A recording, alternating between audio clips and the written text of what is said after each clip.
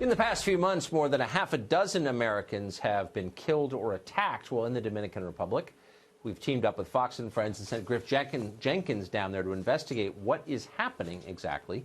Griff spoke to some key people on the island and joins us exclusively live from the Dominican Republic tonight. Griff? Hey, Tucker, good evening. When it comes to finding answers, we find that the officials here are mostly stonewalling us. Hotels aren't going on camera to talk to us, and the tourism minister's out of the country. So we took the hunt for these answers straight to the top. Danilo Medina is the president of the Dominican Republic. He's been in office since 2012. He was at a groundbreaking event yesterday. So we went with our questions. Here's what happened. Watch. Mr. President. Mr. President. I want to ask you about the recent deaths of 4 Americans here at resorts. Yes, Mr. President. Just a comment, sir. Now, one of the gentlemen you see there, Tucker, that the President Medina is talking to is Frank Ranieri. He's one of the wealthiest investors in tourism in the Dominican Republic. He was willing to speak to me afterwards. He says he's worried about the impact that these deaths may have on tourism. Here's some of what he had to say. Listen. When people come to all-inclusive, I'm not an all-inclusive hotel, people have a tendency to drink and eat more than often. And that's where the problem begins. Because when you get everything free, then you make a party out of it. So sometimes some people may not be capable of drinking and eating as much, and that's why you have incidents with heart attacks and things like that.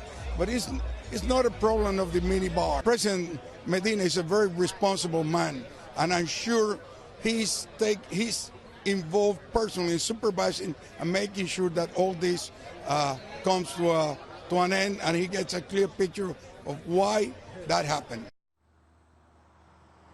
Now, when it comes to the minibar, you heard Mr. Ranieri mention it there, the Hard Rock Casino and Hotel in Punta Cana that we showed you that video last night of the mini bar where you have the full fifths of liquor in there. They are issuing a statement tonight sending their sincerest condolences to the families of Mr. Robert Bell Wallace as well as David Harrison, and said that the ongoing investigation will continue, saying this, quote, "We can assure you the safety and health of our guests is now and has always been our highest priority.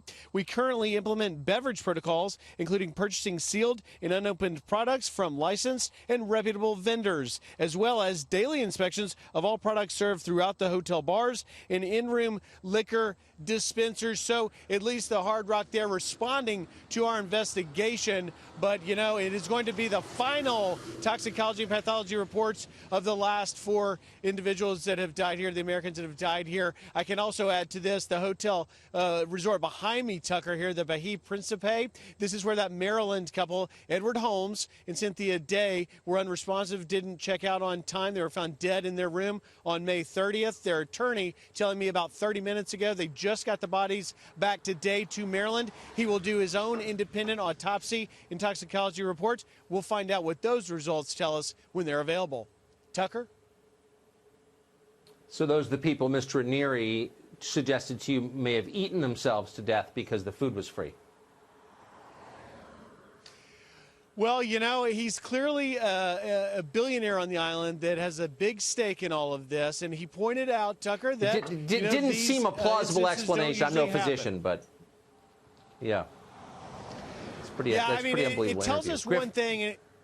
It tells us one thing, Tucker, and that is that they're scrambling in the wake of these tragic deaths, and certainly hope no more happen. Yeah, that's pretty amazing. Griff Jenkins, thanks a lot. We'll see you tomorrow.